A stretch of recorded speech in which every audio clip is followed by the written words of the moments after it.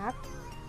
Kemudian yang ketiga, kita membuat kesimpulan berdasarkan wawancara. Nah, tadi kita telah belajar menyusun laporan hasil wawancara. Sekarang kita membuat kesimpulan berdasarkan wawancara. Apa saja yang perlu diperhatikan?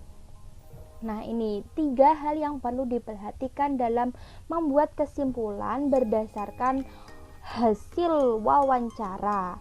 Ya, berdasarkan wawancara itu ada 3. Yang pertama yaitu memahami, mencatat, dan merangkai. Bu Emi sebutkan ini sebagai 3M: memahami, mencatat, dan merangkai. Apa saja itu? Mari kita simak. Yang pertama, memahami. Jadi kita harus memahami tema wawancara. Jangan sampai kita sebagai penanya kita tidak tahu kita mau menggali informasi apa kepada narasumber. Nah, itu zonk sekali ketika kita sudah terjun ke lapangan, bertemu langsung kepada narasumber. Kalau kita tidak memahami apa tema kita, apa informasi-informasi yang ingin kita gali kepada narasumber, itu sangat tidak baik ya anak-anak. Nah, jadi bagaimana cara memahami tema wawancara? Ya, kita harus belajar. Nah, seperti di gambar itu ada anak sedang belajar ya, belajar memahami tema yang ingin kita kuak gitu ya, ingin kita gali kepada narasumber. Dan yang kedua, kita mencatat hal penting dalam wawancara. Nah, ini ilustrasi gambarnya Bu Emi berikan ada seorang laki-laki dan perempuan. Jadi laki-laki ini sebagai penanya, perempuannya sebagai narasumber. Jadi si laki-laki ini menulis. Ya, menulis itu kan ada buku catatan dan ada pulpen, dia membawa pulpen. Jadi dia menulis hal-hal penting dalam wawancara. Jadi setiap perempuan itu menjawab dari pertanyaan dia menulis gitu. Kemudian yang ketiga ada merangkai hal. Jadi merangkai ini ya seperti pada gambar itu kan gambarnya adalah seorang anak menulis gitu ya, dan dia berpikir. Jadi pengertian dari merangkai itu adalah rangkailah hal-hal penting tersebut menjadi sebuah teks singkat yang mewakili inti wawancara. Jadi anak ini sedang menulis, kemudian dia sambil melihat catatan hal-hal penting yang dia tulis tadi, kemudian dia mengingat, oh bagaimana sih supaya apa yang aku tulis ini bisa tersampaikan dengan baik kepada pembaca, seperti itu. Kemudian yang keempat, materi yang akan kita pelajari pada pagi hari ini adalah merangkai kegiatan wawancara. Nah, rangkaian kegiatan wawancara itu ada apa saja? Yang pertama, itu ada mewawancarai narasumber. Yang kedua, menyusun laporan hasil wawancara. Yang ketiga, menarik kesimpulan dari hasil wawancara. Yang keempat, menggali informasi dari hasil wawancara.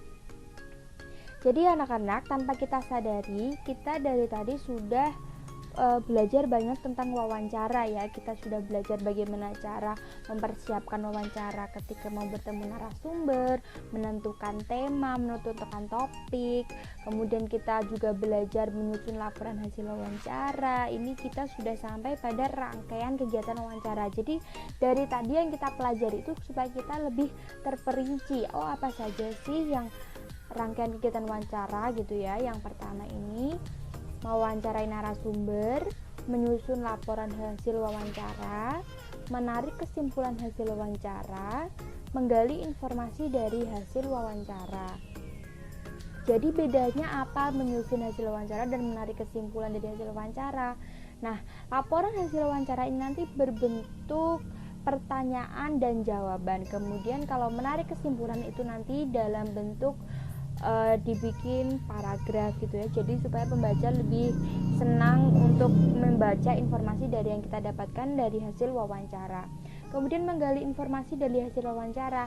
Nah, dari wawancara tadi kita dapat informasi apa saja sih yang penting, seperti itu. Jadi semakin ke bawah diagram ini itu semakin terperinci dari apa yang kita dapatkan dari hasil wawancara.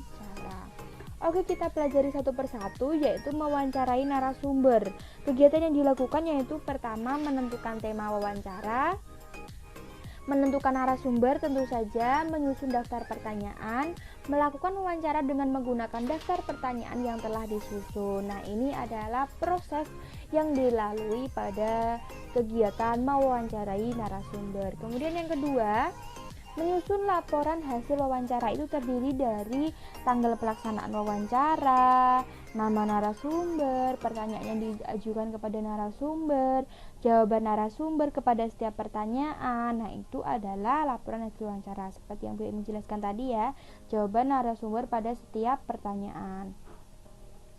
Nah, menarik kesimpulan dari hasil wawancara. Bedanya ini tadi, kalau menyusun laporan hasil wawancara tadi berupa tanya jawab. Kalau menarik kesimpulan itu sudah dalam berbentuk paragraf yang padu. Jadi tujuannya kenapa?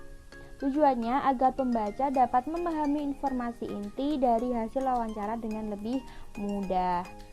Kemudian yang keempat yaitu menggali informasi dari hasil wawancara.